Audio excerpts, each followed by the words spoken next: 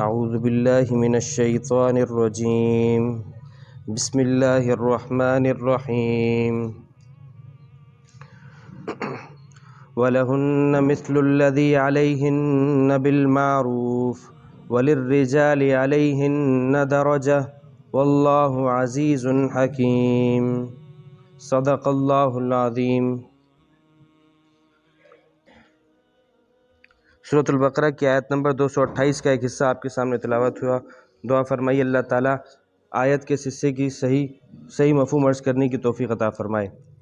اس آیت میں اللہ رب العزت نے جو بات ارشاد فرمائی، کل آپ کے سامنے بات آئی، اللہ تعالیٰ نے طلاق یافتہ عورتوں کی عدت کو بیان کیا کہ اگر کسی عورت کو طلاق ہو جاتی ہے اور وہ عورت ایسی ہے کہ رخصتی کے بعد اسے طلاق ہوئی اور ساتھ ساتھ وہ حمل سے بھی نہیں، تو اللہ تعالیٰ نے اور اسے ماہواری بھی آتی ہے تو شریعت نے اس کے لیے عدت مقرر کی ہے کہ وہ 3 ماہواریاں انتظار کرے گی۔ کیا مطلب 3 ماہواریاں؟ اصل طلاق دینے کی اگر نوبت آ جائے تو مرد بیوی کو طلاق اس کے پاکی کے ایام میں دے گا، ناپاکی کے ایام میں اسے طلاق نہیں دے سکتا۔ یہ ایک الگ بات ہے کہ دے دی تو دینے کی وجہ سے وہ گناہگار ہوگا اور طلاق واقع ہوگی، طلاق تو شمار ہوگی لیکن مرد گناہگار ہوگا۔ تو پاکی کے ایام میں طلاق دے، اس کے بعد 3 ماہواریوں کا انتظار کرے۔ ایک ماہواری آئے گی، اس کے بعد عورت پاک ہوگی، پھر عورت کو ماہواری آئے گی، پھر پاک ہوگی، اور جیسے تیسری ماہواری ختم ہوگی تو یہ عورت مرد سے آزاد ہوگی۔ اس کے بعد وہ اگر کہیں اور نکاح کرنا چاہے تو کر سکتی ہے۔ تو اللہ تعالیٰ نے عورت کے لیے طلاق یافتہ عورت جسے ماہواری آتی ہے اور وہ حمل سے نہیں، اور تو اس کے لیے عدت بیان کی کہ وہ 3 ماہواریوں تک رکی رہے گی۔ اللہ تعالیٰ نے اس عدت کی حکمت بیان فرمائی، 2 فائدے اور 2 حکمتیں ارشاد فرمائیں۔ ایک فائدہ اور حکمت تو یہ کہ در حقیقت اللہ تعالیٰ فرماتے ہیں ہم نے یہ عدت اس لیے رکھی تاکہ ان 3 ماہواریوں میں اس بات کا پتہ چل جائے گا، اول تو ایک ہی ماہواری میں پتہ چل جائے گا کہ اس عورت کے رحم میں کہیں اس مرد کی جانب سے کوئی نطفہ تو نہیں، اگر ہوگا تو نتیجے اگر اس بات کی اجازت دے دی جائے کہ وہ کہیں اور نکاح کر لے تو اس سے نسب خراب ہوگا، یعنی یہ عورت کہیں اور چلی جائے گی، نطفہ اس کے اندر پہلے شوہر کا ہے اور بچہ پیدا ہوگا تو وہ منسوب ہوگا دوسرے شوہر کی طرف، حالانکہ وہ اس کا تو نہیں، وہ تو پہلے شوہر کا ہے۔ تو اللہ تعالیٰ نے اس 3 ماہواریوں کا انتظار کرنے کا حکم دیا۔ اور دوسری حکمت اور اسی کے پیش نظر یہ حکم اللہ تعالیٰ نے قرآن کریم میں دیا عورت کو کہ عورت طلاق کے بعد اپنے رحم میں جو چیز ہے اسے چھپائے نہیں، یعنی اگر اسے ماہواری آتی ہے تو بتا دے کہ مجھے ماہواری آ رہی ہے، لیکن اگر حمل سے ہے تو بھی بتا دے، کہیں ایسا نہ ہو کہ اس کی وجہ سے اس کی عدت بڑھ جائے۔ دوسرا فائدہ اللہ نے یہ بیان فرمایا کہ اس عدت کا وہ فائدہ یہ ہے کہ در حقیقت اگر مرد نے جذبات میں آ کر عورت کو طلاق دے دی ہے تو کہیں ایسا نہ ہو کہ وہ اس کا یہ فیصلہ غلط ہو، تو اسے سوچنے کا موقع دیا ہے کہ اگر وہ اپنے اس فیصلے میں غلط ہے تو اس کے پاس ایک مدت ہو جس مدت میں وہ اپنے اس فیصلے سے رجوع کر لے۔ تو ان 2 مقاصد، اس مقصد کے لیے اللہ تعالیٰ نے بیان فرمایا، اور یہ بات بیان فرمائی کہ اگر اس نے طلاق ایسی دی جس طلاق کے بعد رجوع کرنے کا حق حاصل ہوتا ہے تو شوہر اپنی بیوی سے عدت کے اندر رجوع کر سکتا ہے، جس کے لیے زبانی کہنا بھی کافی ہے، اور اگر بیوی سے تعلق قائم کر لے تو وہ بھی کافی ہوگا۔ بہتر یہ ہے کہ رجوع کر کے اس پر گواہ بھی بنا دے، لیکن اس رجوع کرنے کے لیے، عدت میں رجوع کرنے کے لیے کسی قسم کی عورت کی رضامندی کی ضرورت نہیں ہے، مرد اپنی طور پر خود رجوع کر سکتا ہے، بشرط یہ کہ طلاق وہ دی ہو جو کہ صریح الفاظ میں ہو، یعنی طلاق کے الفاظ سے ہو۔ لیکن اگر کوئی اور ایسا پوشیدہ اور خفیہ لفظ استعمال کیا گیا جس کی وضاحت انشاءاللہ اگلے درس میں آ جائے گی تو پھر اس میں مرد کو رجوع کرنے کا حق حاصل نہیں ہوتا، الا یہ کہ وہ عدت یا عدت کے بعد نئے مہر میں بیوی کی اس عورت کی رضامندی سے دوبارہ نکاح کر لے۔ تو اللہ تعالیٰ نے اب یہ جو اگلی آیت کا جو حصہ آپ کے سامنے پڑھا ہے اس میں اس بات کو بیان کیا کہ کیا وجہ ہے کہ شریعت نے عورت کو طلاق کا اختیار نہیں دیا، مرد کو طلاق کا اختیار دیا ہے، اور ساتھ ساتھ اس بات کو بھی بیان فرمایا کہ اگر مرد عورت سے رجوع کرتا ہے عدت کے اندر تو اس کے لیے شرط بیان فرمائی کہ اگر گھر کو جوڑنا چاہتا ہے، مل کر رہنا چاہتے ہیں تب رجوع کریں، ورنہ بلا وجہ عورت کو پریشان کرنے کے لیے ایسا نہ کرے۔ ان 2 باتوں کو بیان کرنے کے لیے اللہ رب العزت نے جو آیت کا جو حصہ ارشاد فرمایا تو اس میں اس بات کو بیان کیا اس میں سب سے پہلے ایک بات سمجھ لیجئے کہ طلاق کوئی حق نہیں ہے، طلاق تو ایک ایمرجنسی گیٹ ہے، یعنی جب میاں بیوی آپس میں ان کا نباہ نہیں ہو رہا تو اب اس ایمرجنسی گیٹ کو استعمال کرنا ہے۔ اب ظاہر سی بات ہے ایمرجنسی گیٹ کو کھولنے کی اجازت کسی ایسے شخص کو نہیں دی جا سکتی جو جذباتی ہو، اگر جذباتی ہوگا تو وقت سے پہلے دروازہ کھول دے گا، تو اللہ تعالیٰ نے اس کو ایک حق نہیں دیا کہ عورت یہ کہے کہ مجھے کیوں حق نہیں ہے۔ ہاں، عورت کو اگر یہ سمجھتی ہے کہ میرا شوہر میرے اوپر ظلم کر رہا ہے تو اس کو اجازت دی کہ تم قاضی کے پاس جاؤ، تم عدالت کے پاس جاؤ، عدالت کو کے سامنے اپنا مدعا رکھو، وہ تمہاری بات کو سمجھ کر تم سے تمہارے شوہر سے جدائی کروا دے گا۔ لیکن تمہیں اگر اس بات کا اختیار دے دیا جائے تو عورت تو جذباتی ایموشنل، اس کی فطرت میں ایک جذبات شامل ہے، تو ہر آئے دن ہر عورت اپنا گھر برباد کر کے بیٹھ جائے گی۔ تو اس ایمرجنسی گیٹ کو کہ استعمال کرنے کا اختیار مرد کو دیا، لیکن ساتھ ساتھ مرد کو ہی پابند کیا کہ تم ایسا نہیں کہ جب چاہا اور اپنی مرضی اور اختیار سے بلا وجہ تم اس دروازے کو استعمال کرو، اس کو ہی پابند کیا۔ اس کی وضاحت انشاءاللہ اگلے درس میں آ جائے گی۔ اب ایک بات تو یہ، دوسری بات یہ کہ اللہ تعالیٰ نے جب یہ بات بیان فرمائی کہ تم رجوع کرنا چاہتے ہو تو رجوع کرو، لیکن اصلاح کی غرض سے۔ وجہ اس کی یہ ہے کہ جس طرح تم صرف یہ نہ سمجھو کہ صرف تمہارے حقوق ہیں، بلکہ اللہ تعالیٰ نے عورت کے لیے بھی حقوق رکھے ہیں۔ اب یہ آیت ایسی ہے جو کہ مرد اور عورت، میاں بیوی، بلکہ معاشرے میں مرد اور عورت کے حقوق کو بیان کرنے کے لیے سب سے جامع ترین اور مختصر ترین آیت ہے۔ اللہ تعالیٰ فرماتے ہیں وَلَهُنَّ مِثْلُ الَّذِي عَلَيْهِنَّ بِالْمَعْرُوفِ، اور عورتوں کے لیے مردوں پر اسی طرح حقوق ہیں جس طرح مردوں پر عورتوں پر مردوں کے لیے۔ یعنی اللہ تعالیٰ بتانا یہ چاہ رہے ہیں تم یہ نہ سمجھو، مرد یہ نہ سمجھے کہ صرف میرے ہی حقوق ہیں اور عورت صرف یہ نہ سمجھے کہ میرے ہی حقوق ہیں، دونوں کو اس بات کا پابند کیا جا رہا ہے کہ تم ذمہ دار بنو۔ دیکھیے کتنی بہترین تشریح، کتنی بہترین طریقے سے اللہ نے بیان فرمایا۔ عورت کو کہا کہ تمہارے حقوق ہیں، لیکن مرد کو کہا کہ تم اس کے حقوق کو ادا کرنے کے ذمہ دار بنو۔ تو جو عورت کے حقوق ہیں وہ مرد کی ذمہ داریاں ہیں، اور جو مرد کے حقوق ہیں وہ عورت کی ذمہ داریاں ہیں۔ تو ہر ایک کو رسپانسبل قرار دیا جا رہا ہے کہ تمہارے اوپر، تم حقوق مانگنے سے زیادہ اپنے اوپر حقوق لازم جو ہیں ان کی ادائیگی کی فکر کرو، تو اسی سے معاشرہ بنے گا۔ اب وہ حقوق کیا ہیں؟ عورت کے لیے بھی مرد بیوی کے بھی حقوق ہیں اور شوہر کے بھی حقوق ہیں۔ بیوی کے حقوق میں سے مالی حقوق بھی ہیں اور مالی حقوق کے علاوہ بھی حقوق ہیں۔ مالی حقوق میں سب سے پہلا حق، عورت کا سب سے پہلا حق نکاح کے بعد اس کا مہر ہے۔ چنانچہ مہر کے ادائیگی میں، مہر کو ادا کرنے کی فکر، لہٰذا اگر کوئی شخص مر جاتا ہے، کوئی شوہر مرتا ہے اور اس کے ذمے اس نے اپنی بیوی کا مہر ادا نہیں کیا، تو وہ کل قیامت کے دن اٹھے گا تو ایک مقروض کی حیثیت سے اٹھے گا۔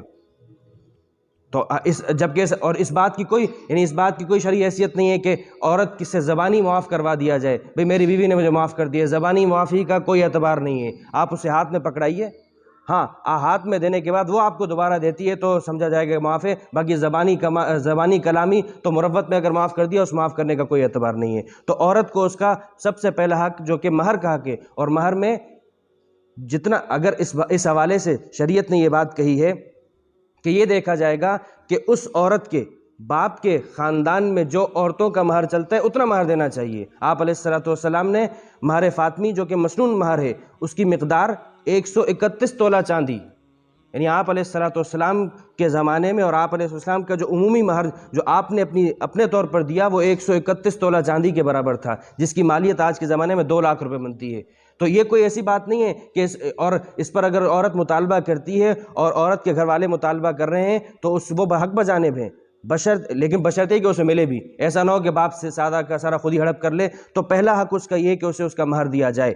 دوسرا حق اس کا نان نفقہ، جو روز مرہ کی اس کی ضروریات ہیں، کھانا پینا ہے، رہنا ہے، پہننا سہننا، یہ اس کا حق بنتا ہے۔ قرآن کریم کہتا ہے اسکنوہن من حیث اسکنکم، اسکنوہن، تم انہیں وہاں اس طریقے سے ٹھہراؤ جس طریقے سے تم آپس میں تم خود رہتے ہو، اور لینفق ذو سعۃ من سعتہ، تم میں سے جس کے اندر جتنی وسعت ہے وہ اپنی وسعت کے مطابق خرچ کرے۔ آپ علیہ السلام کے سامنے کے پاس حضرت ہند رضی اللہ تعالیٰ عنہ آتی ہیں، حضرت ابو سفیان رضی اللہ تعالیٰ عنہ کی بیوی، آپ سے کہتی ہیں یا رسول اللہ کہ میرے شوہر وہ بخیل ہیں، میرے اوپر خرچ نہیں کرتے، جو میرے واجبی حقوق ہیں وہ ادا نہیں ہوتے۔ تو آپ علیہ السلام نے فرمایا تم ان کی جیب سے جو تمہاری ضرورت ہے اور تمہارے بچے کی ضرورت ہے تم نکال سکتی ہو، یعنی اس بات کی اجازت دی۔ اس کی شوہر کی اجازت کے بغیر بیوی اگر نکال لیتی ہے اس کی جیب سے تو شریعت نے اس کو حق دیا ہے. کیوں؟ کیونکہ جب وہ تمہاری کسٹڈی میں ہے، تمہاری ذمہ داری میں ہے، تو تمہارے اوپر لازم ہے کہ تم اس کے خرچ برداشت کرو. لیکن اگر نہیں کرتے تو وہ اس طریقے سے بھی اپنے حق کو لینے کی شریعت نے اسے اجازت دی ہے. تو اس کے اوپر خرچ کیا جائے گا، نان نفقے کی ذمہ داری ہوگی. اور جو عرف میں چلتا ہے، جیسا معاشرہ ہے، جیسا رہنا سہنا، جیسا پہننا عام معاشرے میں اس جیسی عورت کا ہوتا ہے، وہ اس کا حق بنتا ہے. تو شریعت نے اس کو اس کا یہ حق دیا ہے. پھر اسی طریقے سے اس کے اور بھی حقوق ہیں. مثال کے طور پر سب سے مالی حقوق کے علاوہ حقوق میں سب سے پہلا حق اچھے اخلاق، حسن معاشرت. آپ علیہ الصلوۃ والسلام نے فرمایا خیارکم لأہلہ، تم میں سے سب سے بہتر وہ ہے جو اپنے گھر والوں سے سب سے زیادہ بہتر ہو. اور گھر والوں میں سب سے سر فہرست بیوی آتی ہے. پھر آپ نے فرمایا وانا خیرکم لأہلی، اور میں سب سے زیادہ بہتر ہوں تم سے اپنی بیویوں سے. پھر آپ نے یہ بات بھی اور عورت سب سے زیادہ جس بات کی جذبات کے اندر محتاج ہوتی ہے وہ وقت کی. اگر عورت کو وقت مل رہا ہے شوہر کی جانب سے تو وہ اس بات میں بڑی مطمئن رہے گی. آپ علیہ الصلوۃ والسلام کی سیرت کو اگر دیکھا جائے تو آپ علیہ الصلوۃ والسلام تمام ازواج باوجود اس کے کہ امت کی مصروفیات، امت کی فکر، باہر کے ایک مجاہد بھی تھے، ایک سپہ سالار بھی تھے، سیاستدان بھی تھے، معلم بھی تھے، استاد بھی تھے، لیکن اس سب کے باوجود اللہ کے نبی صلی اللہ تعالیٰ علیہ وسلم اپنے گھر والوں کو ٹائم دیا کرتے تھے. ہر رات آپ نے الگ الگ زوجہ کے لیے مقرر فرمائی تھی، اور عصر سے مغرب کا وقت آپ کا تمام ازواج کے پاس چکر لگتا تھا. حضرت عائشہ فرماتی ہیں آپ علیہ الصلوۃ والسلام گھر آیا کرتے تھے تو گھر کے تمام کام کاج میں ہاتھ بٹایا کرتے تھے. آپ علیہ الصلوۃ والسلام بکری کا دودھ دو لیا کرتے تھے. آپ علیہ الصلوۃ والسلام اپنی جوتی ٹوٹ جاتی تو اس کو سیتے خود تھے. گھر کے کام کاج خود کیا کرتے تھے، اپنی خدمت خود کرتے تھے. کان یخدم نفسہ، اپنی خدمت خود کیا کرتے تھے، اپنا جو کام ہے وہ خود کیا کرتے تھے. تو یہ نبی کی سنت ہے. لیکن اور آپ علیہ الصلوۃ والسلام حضرت عائشہ فرماتی ہیں ہمارے ساتھ بیٹھے ہوا کرتے تھے، خوش گپیوں میں ہوتے تھے، دل لگی کی باتیں کرتے تھے، لیکن جو اذان ہوتی تھی تو آپ علیہ الصلوۃ والسلام ہمارے درمیان سے یوں نکل جاتے تھے جیسا کہ نہ وہ ہمیں جانتے ہیں نہ ہم انہیں جانتے ہیں. تو ایک طرف اپنے گھر والوں کا بھی حقوق رکھا، اور جب اللہ کے حق کی باری آئی تو فوراً حی علی الصلاۃ کی بات آئی تو فوراً اللہ کی طرف رجوع فرمایا. تو اور پھر کس طریقے سے حسن معاشرت. حضرت عائشہ فرماتی ہیں اللہ کے آپ اندازہ کیجئے رحمت للعالمین صلی اللہ علیہ وسلم اتنی امت کی ذمہ داری، لیکن حضرت عائشہ فرماتی ہیں آپ علیہ الصلوۃ والسلام نے میرے ساتھ 2 بار دوڑ میں یعنی ریس لگائی ہے. نبی اپنی بیوی کے ساتھ دوڑ لگا رہے ہیں، یعنی اتنا وقت دے رہے ہیں کہ جو عورت جو اسی بات کی بھوکی ہے اگر اسے یہ وقت مل جاتا ہے تو وہ خوش رہے گی. تو فرماتی ہیں ایک دفعہ آپ علیہ الصلوۃ والسلام نے پہلی دفعہ جب دوڑ لگی تو چونکہ میں ہلکے بدن کی تھی اور آپ علیہ السلام کی عمر زیادہ تھی اور جسم بھرا تھا تو میں آگے نکل گئی، میں جیت گئی. لیکن جب عمر کے آخری دہانے میں دوبارہ دوڑ کا مقابلہ ہوا تو دوبارہ بھی میں ہی آگے نکل رہی تھی، لیکن مجھے حیا آئی، میں نے اپنے آپ کو پیچھے کر دیا اور اللہ کے نبی صلی اللہ علیہ وسلم کو آگے جانے دیا. تو اس طریقے سے وقت دیا. اور یہ تو ایک تصویر کا ایک رخ ہے کہ عورت کے لیے مرد کے اوپر حقوق ہیں، لیکن اب اس پر بھی سوال پیدا ہوتا ہے کہ آیا مرد کے کیا حقوق ہیں جو کہ عورت کے اوپر ہوں؟ تو عورت کے اوپر مرد کے کئی حقوق ہیں. چنانچہ اپنی جان کی، اپنی مال کی، مرد کے مال کی حفاظت کرنا، اپنی عزت و ناموس کی حفاظت کرنا، سب سے بڑھ کر جو چیز ہے وہ یہ کہ عورت مرد کی فرما بردار ہو جائز کاموں میں. یہ مرد کا سب سے بڑا حق ہے. اگر عورت مرد کی اپنے شوہر کی جائز کاموں میں اس کی فرما برداری کرتی ہے تو در حقیقت وہ اپنے شوہر کا سب سے بڑا حق ادا کر رہی ہے. اسی کو آپ نے فرمایا کہ نیک عورت اس دنیا کا سب سے بہترین نفع اٹھانے کا سامان ہے. یہ دنیا پورا نفع اٹھانے کا سامان ہے، ان میں سب سے بہترین سامان وہ نیک عورت ہے. اس کی جب آپ نے خصوصیات بیان کی تو پہلی خصوصیت یہ ہے کہ ان امرہا اطاعت، اگر وہ اسے نیک کام کرنے کا حکم دے تو بیوی اس کی بات مان لے. تو اس طریقے سے اب آپ دیکھیے قرآن کریم اور شریعت کا مزاج یہ ہے کہ تم حقوق کے مطالبہ کرنے والے مت بنو بلکہ حقوق کی ادائیگی کرنے والے بنو. تو قرآن کریم یہ کہتا ہے اور ذکر کرنے میں عورت کا ذکر پہلے کیا، وَلَهُنَّ، اور ان کے لیے تمہارے اوپر. ایسا بھی کیا جا سکتا تھا کہ یوں کہا جاتا کہ مردوں کے لیے عورتوں پر، وجہ اس کی ہے کہ مرد تو طاقت میں آ کر اپنی عورت سے، وہ کمزور ذات ہے، اس سے تو حق لے لے گا، لیکن شریعت قرآن کا مزاج یہ ہے کہ وہ عورت کو حق مانگنے میں پہلے ہے. وَلَهُنَّ، ان عورتوں کے لیے بھی اسی طرح تمہارے اوپر حقوق ہیں، مِثْلُ الَّذِي عَلَيْهِنَّ، جیسا کہ تم چاہتے ہو کہ یہ عورتیں تمہارے حقوق ادا کریں تو تم بھی اس بات کی فکر کرو کہ تم ان کے حقوق ادا کرو. اور بالمعروف، دستور کے مطابق، جیسا عرف ہو، جس چیز جیسا معاشرہ ہو، جیسا عام رواج ہو، اس کے مطابق کرنا ہے۔ چنانچہ اگر کہیں سے آپ نے یہ بات سن لی کہ عورت یہ کہے کہ میرے ذمے گھر کے کام کاج نہیں ہے، گھر کی ماسی رکھو، تو مرد بھی یہ معاشرہ نہیں ہے۔ عرف یہ ہے کہ عورت گھر کے کام کا، اگرچہ شریعت نے اس کو پابند نہیں کیا، لیکن عام معاشرہ یہی ہے، تو عورت اس کو ایسا کام کرنا چاہیے۔ وجہ اس کی یہ ہے کہ اگر اس بات کو دیکھ لیا جائے، اگر بالکل اصولوں پر چلا جائے گا، تو فقہا نے پرانے زمانے میں تو یہ بات لکھی تھی کہ اگر عورت زیادہ بیمار ہو جاتی ہے تو شوہر کے ذمے اس کا علاج معالجہ نہیں ہے، وہ اپنے والد سے جا کے کروائے۔ لیکن ظاہر سی بات ہے وہ اس زمانے کی بات تھی، لوگ وہ پرانی باتیں کرتے ہیں، لیکن حقیقت بات یہ ہے کہ قرآن کہتا ہے جو تمہارا معاشرہ چل رہا ہو، معاشرے میں اگر مرد اپنے حقوق سے بڑھ کر معاشرے میں رعایت ذمہ داریاں اپنا رہا ہے، تو عورت بھی اس بات کی پابند ہے کہ وہ معاشرے میں جس طریقے کے حقوق جو باتیں چل رہی ہیں وہ بھی انہی چیزوں کو اپنائے۔ اور سب سے بڑی بات یہ، جب معروف کا لفظ جو چیز چل رہی ہے، جیسا معاشرہ اس کے مطابق جب بات کر دی، تو اس سے اس بات کی طرف اشارہ کر دیا کہ میاں بیوی کا تعلق کوئی حساب کتاب کے ساتھ نہیں چلتا، بلکہ گیو اینڈ ٹیک ہے، لین دین کے ساتھ چلے گا، کبھی کچھ۔ اور در حقیقت اس میں اس بات سب سے زیادہ جو اہم بات ہے وہ یہ کہ مرد اور عورت اللہ تعالیٰ، ہم اس دنیا میں دارالامتحان میں آزمائش کی جگہ ہیں، تو اللہ تعالیٰ نے جس طرح مال کے ذریعے سے، معاشی تنگی کے ذریعے سے، بیماریوں کے ذریعے سے آزمایا ہے، اس طرح آزمائش کا سب سے بڑا ذریعہ وہ رشتے ناتے ہیں۔ شوہر بیوی کے لیے آزمائش، بیوی شوہر کے لیے آزمائش ہے، بھائی بھائی کے لیے، والدین بچوں کے لیے، بچے والدین کے لیے، سب آزمائش ہے۔ تو اب مرد کی فطرت میں نہیں ہے کہ وہ زیادہ عورت کے ساتھ وہ گھل مل کر رہے، اس سے حسن معاشرت کرے، تو اللہ نے اس کو اسی چیز کا پابند کیا کہ تم کیا ہے، تم نے عورت کے ساتھ حسن معاشرت کے ساتھ رہنا ہے، اور عورت کے اندر فرما برداری تھوڑی نہیں ہے، تو اس کو اسی بات کا پابند کیا۔ تو جیسی فطرت نہیں ہے اس کو اسی کے مطابق، اس کے خلاف اس پہ چلایا جا رہا ہے کہ تاکہ تم اللہ کے فرما بردار بنو، اور یہ سب کام اللہ کے لیے کرنے ہیں۔ سب سے بڑی بات یہ کہ اگر شوہر بیوی کے حقوق ادا کر رہا ہے تو وہ اللہ کے لیے کرے، بیوی اگر شوہر کے حقوق ادا کر رہی ہے تو اللہ کے لیے کرے، اس لیے نہیں، ہاں اس بات کے لیے بھی کہ خوش ہو جائے، راضی ہو جائے، لیکن اصل راضی کرنا مقصود ہو اللہ کی ذات کو، پھر بھلے سے نہ ہو۔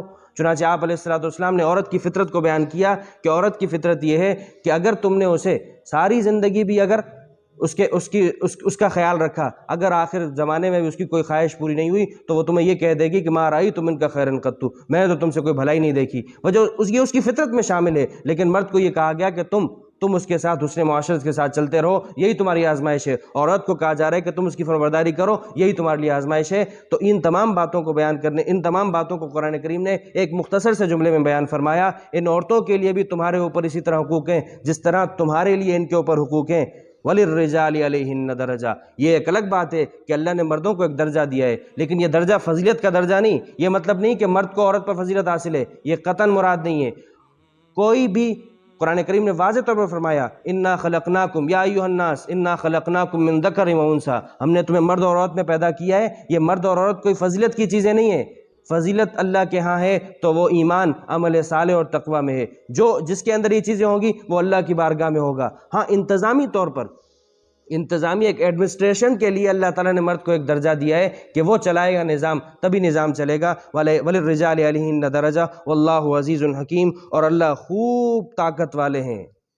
اس مقام پہ اپنی طاقت والی صفت کو اللہ گنوا رہے ہیں یہ بتانے کے لیے کہ اگر مرد یہ سمجھتا ہے کہ یہ کچھ نہیں کر سکتی، میں کچھ کر لوں گا، میرے ہی حقوق ہیں، میں ہی منوا لوں گا، تو اللہ فرماتے ہیں تم سے مطالبہ کرنے والی ذات تم سے زیادہ طاقت والی ہے۔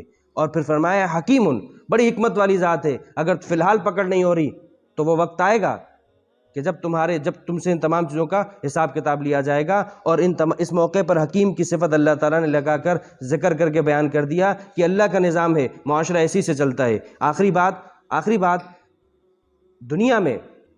دنیا کی بقا اور انتظام دو چیزوں سے چل رہی ہیں، ایک دولت سے اور ایک عورت سے۔ اگر دیکھ لیا جائے تو پورا نظام انہی دو چیزوں سے چل رہا ہے، لیکن جہاں یہ دو چیزیں دنیا کی تعمیر و ترقی میں کی حیثیت رکھتی ہیں، وہیں یہ دونوں دنیا کی سب سے بڑی آزمائش بھی ہیں۔ اسی میں اللہ نے حکمت رکھی ہے۔ چنانچہ مردوں کے بارے میں آپ علیہ السلام نے فرمایا کہ میں نے اپنے بعد مردوں کے لیے سب سے زیادہ نقصان دہ فتنہ عورت کے مقابلے میں کوئی اور نہیں چھوڑا، اور عورت کے لیے مال فتنہ ہے۔